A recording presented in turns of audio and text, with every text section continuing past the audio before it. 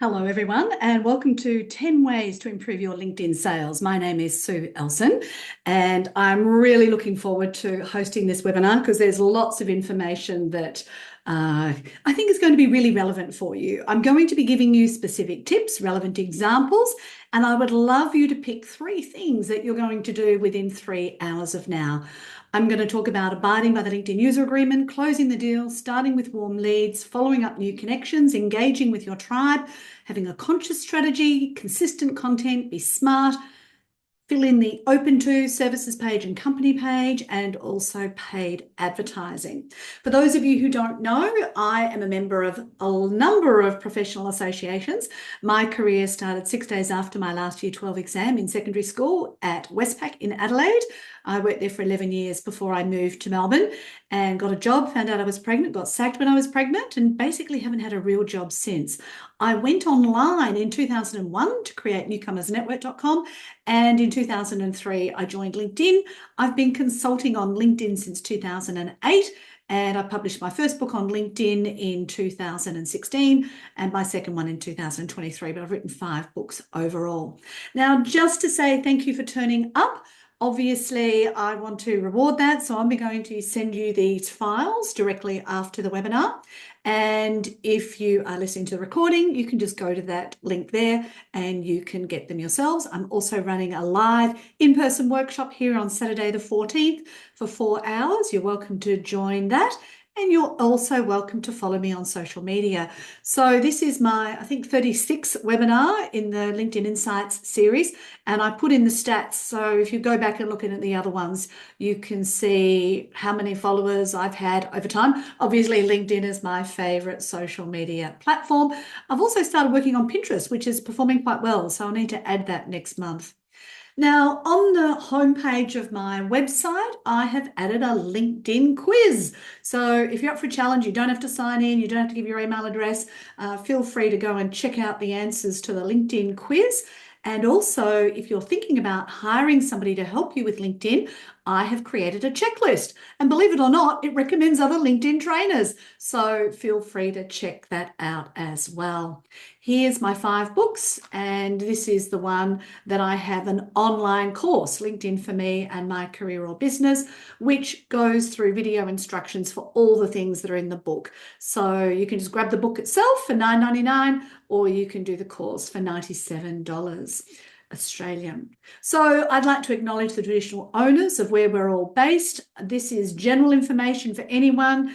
You can leave your camera off, but I will be keeping a very close eye on the chat. So if you've got questions, please pop them in. I'd love to know what's most helpful to you, and definitely encourage you to find one way to say thank you, because it's about 10 hours of work to put this free 30-minute webinar up for you. So what I'd love to know, so that I can tailor this presentation to you and your needs, is what are you trying to sell on LinkedIn? Yourself for a job? Are you sharing services to the world and expected to be paid for those? Put in number 2. Number 3, for products. Number 4, if you're working on behalf of an organization, you've got to promote them and get sales for the organization, or something else. And this will guide me. So if you can give a number, or let me know something specific you're trying to sell, I would love to hear that in the chat. So feel free to add something in there. And apologies that you can't see me on camera. For some reason, Zoom is not letting me show you my face today. And I put lipstick and all on, so it's a bit of a disappointment, but maybe I'll try again and see if it's saying it's unable to detect a camera. I don't know why, it's all plugged in. So anyway, sorry you won't see my face today. Now, let me see the answers. Let's see what we've got in here. 2, 3, and 4. Oh my goodness, Michael, you've got a lot to do there. 1 and leading to an interest in 2. Okay, so yes, I'm finding a lot of people making that decision to leave an organization and do something out on their own. And I believe that is the future of work, not jobs, work. And we all need to be gigsters using technology to attract aligned gigs. So definitely LinkedIn is going to help with that. Recent graduate, excellent, great that you're taking the initiative and continuing to learn. When I finished my degree, my correspondence, I've been going to between 1 and 4 events ever since, and I finished my degree in the year 2000. So that's 24 years of weekly events to keep myself up to date. So Edson, it doesn't finish when your course finishes. Also another one for services. Marsali, 1, 2, and 3. My goodness, quite a lot. So, okay, we've got lots of things. All right, well, regardless of what you're going to sell, you must abide by the LinkedIn user agreement. And I call LinkedIn the goose that lays golden eggs. Oh my goodness. When I first started out in my career, there was no way you could get access to people at the top. You couldn't reach the CEO of organizations. You couldn't reach a lot of people. There were all these gatekeepers in the way. And so, yeah, it's amazing. So make sure you read Section 8 of the LinkedIn user agreement. The link is down here, because you need to read the do's and don'ts. You are not allowed to automate. And that's really important if you're in the sales business. You can systemize. So you can develop systems that will work, but you cannot automate. And it's kind of ironic because LinkedIn does automate things itself, but we as the users are not allowed to automate. There is also a section called Professional Community Policies, which I also recommend that you read. A lot of people are very aggravated by salespeople who connect and then immediately try and pitch a product or service to them. They don't want to be aggravated incessantly. So if somebody says no thanks, just leave it at that. Don't spam. Don't use it for dating. There's some people who've tried to use it for that. That is against the LinkedIn user agreement. Some people also spam tag. So they @mention all these people in a post, hoping that that person will see it, hoping that person will like it, hoping it'll go through their network. Well, if that person wasn't involved, there's no reason to @mention or tag them. And don't group message people, because you can message up to 50 people in one message on LinkedIn. So obviously don't add somebody to that message, because if somebody replies to that message, the other 49 people see a copy of that as well, which can be really annoying. So do that group message thing very selectively. A lot of people don't like humble bragging of just achieve this fabulous thing. It's nice to talk about other people's fabulous things. That can be really lovely as well. And try not to post too many sales message in the news feed, because at the end of the day, LinkedIn is a professional network and it's a platform for professionals. And now that's not to say it can't be for creatives. I'd love to see more creatives. I'd love to see more tradespeople on LinkedIn, but it is a professional environment. So we need to behave professionally. So please check out the LinkedIn user agreement and the professional community policies. Closing the deal. Now, I know it sounds obvious, but you've got to ask for the sale. How many sales trainings have you been to where it says ask for the sale? And obviously, I don't want you to just say, no, you can't sell on LinkedIn. You can, but you need to be careful about how you do it. And if you are trying to attract people to your profile for a job, for services, and they can't see your contact details, like, hello? How do you expect to be reached? Now, I've had my mobile phone number on the internet since 2001. And I often say to people, how often do you walk past a real estate signboard and you see a phone number on there? Do you think, oh my goodness, I've seen a phone number, I must ring it? We don't. But my message is super, super clear. Now, obviously, if you're the CEO of a very large organization, you are not going to put your mobile phone out publicly to get calls from shareholders or customers or that kind of thing. So obviously not in that case. But if you're just an individual freelancing, contracting, and you want people to reach you and they can't, that's obviously going to be a problem. But also, when they land on your LinkedIn profile or your LinkedIn page, what do you want them to do? Make that really, really clear. And is it easy for the viewer to do it? Now, you might say, look, if I type in the email address, it's not clickable, but they can still copy paste. And if they're using a mobile device, quite often it will become clickable on a mobile device. So think about these things. Have you made sure that your content meets their needs? You might be saying, oh, these are all the things that I can do, but is that the benefit the person wants? So I get a lot of people who want LinkedIn help, but then they don't want to do the work. So I need to make it clear that I work with someone rather than for someone. So again, you might be a done for you service. So you need to talk about how you do it for them or you do it with them, but try and focus on the benefits to the end user so that you can get a sale rather than just pass on information. And I'm probably not the best person to recommend on this because I'm an educator at heart and I love to educate people. But obviously, we really want to make sure that people understand the benefits and make yourself accessible. And if you want to, you can watch this LinkedIn for Salespeople webinar that I've done previously. The next thing is to start with warm leads. Who wants to go from freezing cold to warm to a bit warmer to almost there? Oh my goodness, now they're going to finally sell. Like if you've got to do all that preparatory work, it can take a long time. So I love doing what I call reverse stalking, see who's looked at my LinkedIn profile. And this was taken yesterday. 932 people have looked at me in the last 90 days. And I love looking at those people because they're people who are already interested in what I do. So I can then say, all right, of those people, which ones should I reach out to? I love it when I see my clients there because I know they're doing their homework. But these are all people who've already shown an interest in what you do. So they're worth reaching out to you. On the free account, you can see the last 5 people who've looked at you. But also, who is engaging with your content?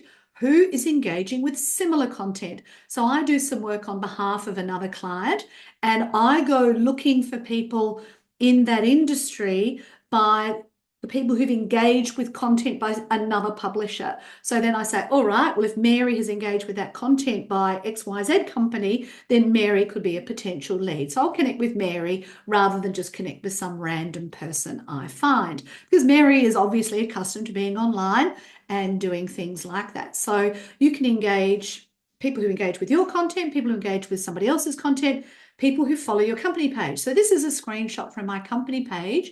And you can see here I've got some 2nd and 3rd level connections and a 1st level connection. So I periodically go through my followers list from my company page and I invite them to connect with me personally. And I also suggest to my clients who are doing sales that we set up a system. So let's say we want to find Mary, Bob and Joan, and these are the types of people they would do business with. So first of all, we connect with them and then we put them in a spreadsheet. We put their LinkedIn URL, the date we connected or the date we sent the message. Then when Mary, Bob and Joan connect, we send out a second little note. Thanks for connecting. Here's a little piece of information that might be helpful to you. So we try and give them something first. And we put the date in the Excel spreadsheet of when we send that second follow-up message. And then we wait another fortnight and then we send the next message that would again be something useful. Would you like to have an obligation-free discussion? Something like that. And I do this for organizations that have staff and that they need to get regular sales. I will give a disclaimer in that I don't do it for myself because I've managed to create a significant enough profile that I attract enough people automatically to me. So I don't have to go through this sales process. But if you are part of an organization, you're going to have to systemize that process and develop a system. So then you might say, all right, after that, how often am I going to contact them and to follow up? Because a lot of people will not engage or purchase on the 2nd or 3rd. They might not engage with you until maybe the 7th exchange. I've had people who I've connected to for 8 years and say, oh, Sue, now I need some LinkedIn help. 8 years after I first met them. And that's why I love connecting with everybody, because obviously that's going to help those people find me when they need me. So that article there is about how to find more warm leads. So again, don't forget, pop your questions in the chat. Happy to answer those as we go along. Now, the next thing is any new connections. So you can see here I've got 25,000 connections on my LinkedIn profile, and I could also look at my followers and I could also say, all right, let's see, if I'd like to reach out to those. So they're again warm leads, but you might have a system.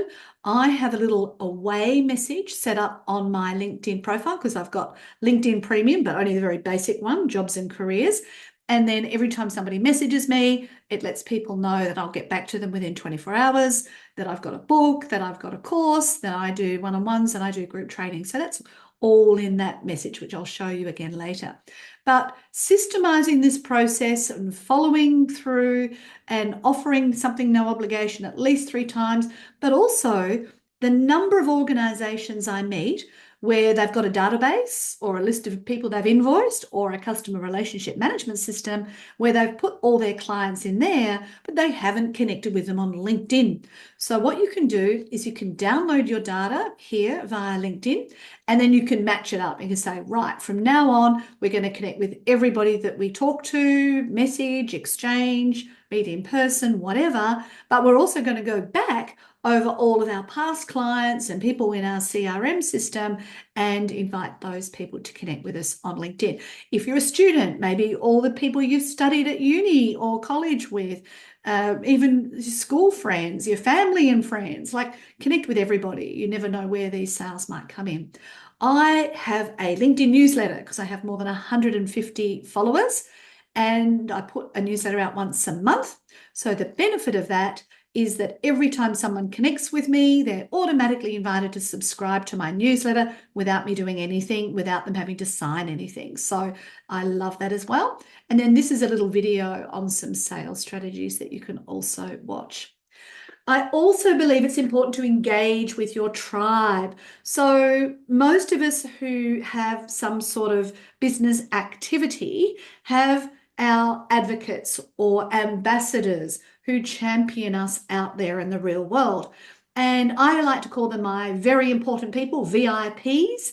And they may provide referrals, or they may be supportive, they may like my content. So I like to click the notification bell on their LinkedIn profile or their LinkedIn page and choose all new posts so I can support them. So you might have suppliers who help you out. So why not engage with their content? And they'll know you as the top person in your industry, because not only do you get business from them, but you also support them in their endeavors. Don't forget to write them Google reviews or Facebook reviews as well. Think about key clients that you want to support. Make sure they're connected, key suppliers, key future clients. And I really love doing work or business close to home. So get out Google Maps, scroll over it, and see who you can connect with in the local area, and perhaps engage and support those businesses and their products or services. Don't connect and forget. Keep the relationship alive by engaging with them. So if you've got that notification bell, that's going to help you remember to reach out to them. But also you might diary once a month. I'm going to go through, I've got some bookmarks in my internet browser, and I'm going to visit all the pages of these key people. I'm going to like something there and then get back to business. So it's just a little sales process that you can do to maintain relationships, because we all know a lot of sales comes from building relationships, and here's some engagement strategies you can follow as well. The next thing is a very conscious strategy. Now, a lot of the people I've met over the years get distracted by shiny objects, and they go off on some wild tangent thinking this is the way I'm going to make loads of sales. So some years ago, Facebook was amazing, and you put out a Facebook post and you get all these sales, or Facebook ad, and it was just incredible. And then overnight, Facebook changed the algorithm, and that all the businesses, lots of them just fell over because they'd relied entirely on Facebook. So I always like to ask a business, who are you selling to? And if it's a service, a lot of the time you're going to be using branding messages to create an emotional connection so that people say, oh my goodness, I really do need that service. If it's a product, it's more likely to be a marketing process where there's some immediate action that the person can take. So just keep that in mind with the type of content that you prepare and that you share and the content that you engage with. And think about what will work for your audience. Do they want to find you when they need you, or do they want to know about you all the time?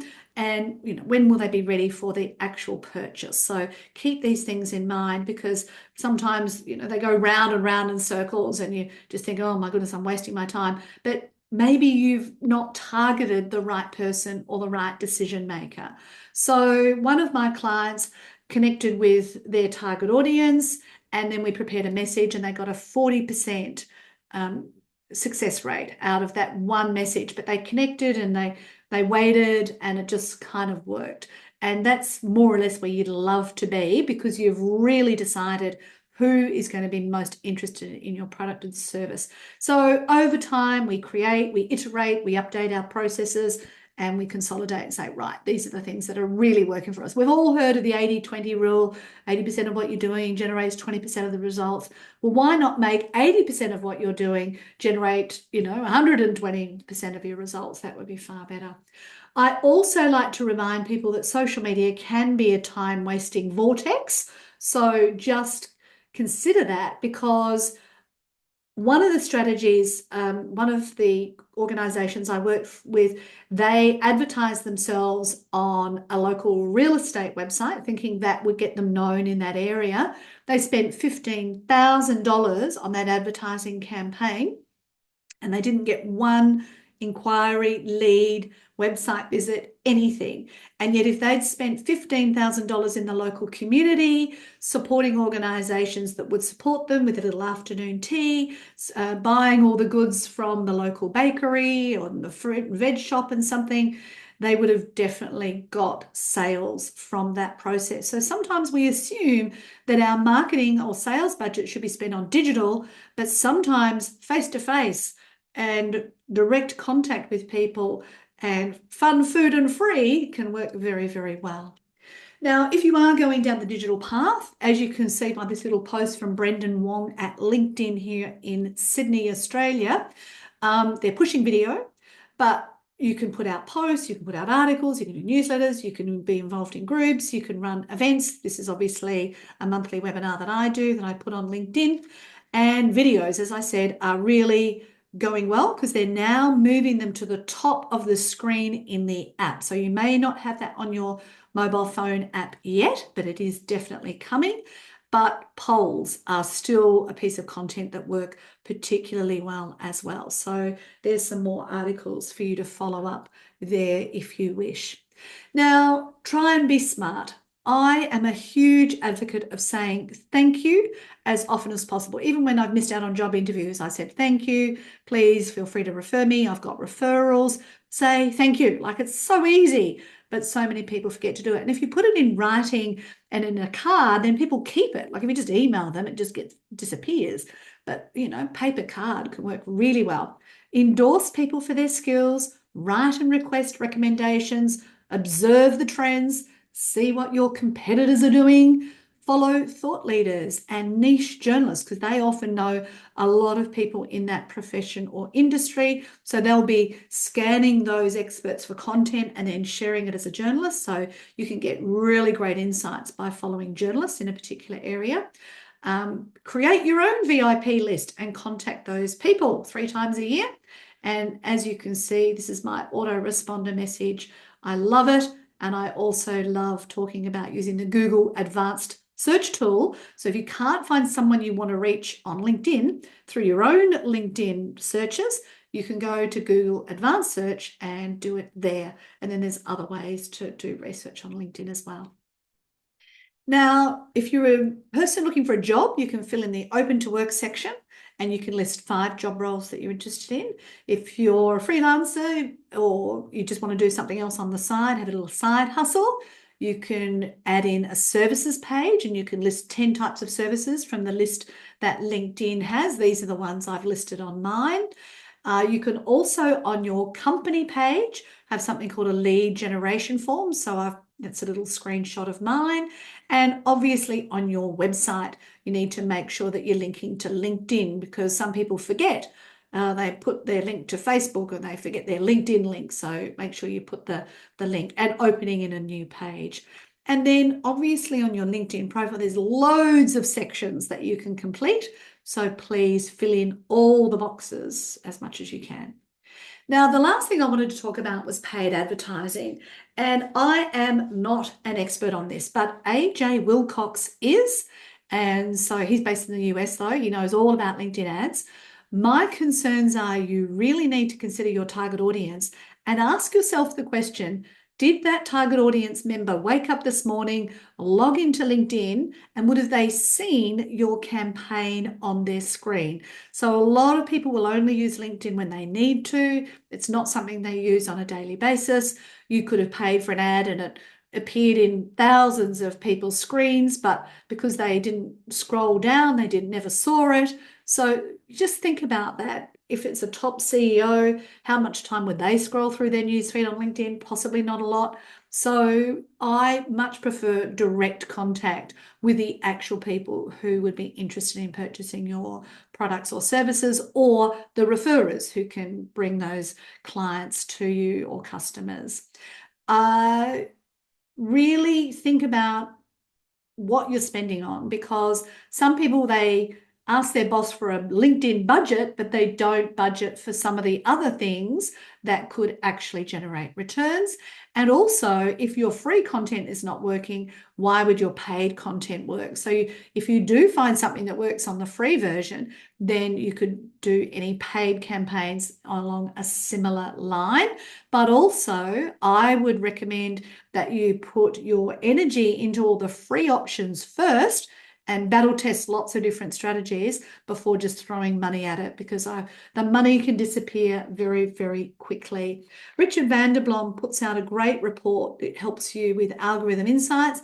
And Lynette Johnston is based in New Zealand, and she tells you lots of new things that are happening with LinkedIn. So there are the 10 things. Have you found 3 things that you can do from the end of this webinar? I'd love to know. Or even one thing that you say, oh my goodness, that's going to make a difference and I will be able to make more sales. I'd love to hear from you. And if you don't do it now in the webinar, feel free to email me later.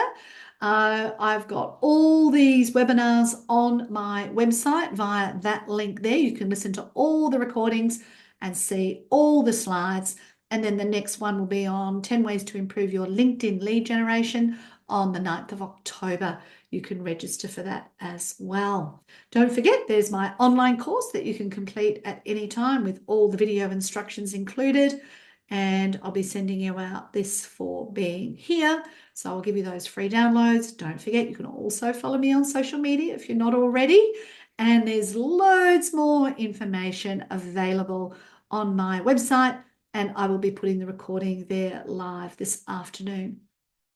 As a way to say thank you, you can write a Google review, Facebook review, online review, follow me on the socials. And I'm so sorry the camera is not working, because I'd love to be able to see, let you see me and me see you. That would be good. Marsali said, thanks a lot. Very useful webinar. Thank you, Sue, from Cassie.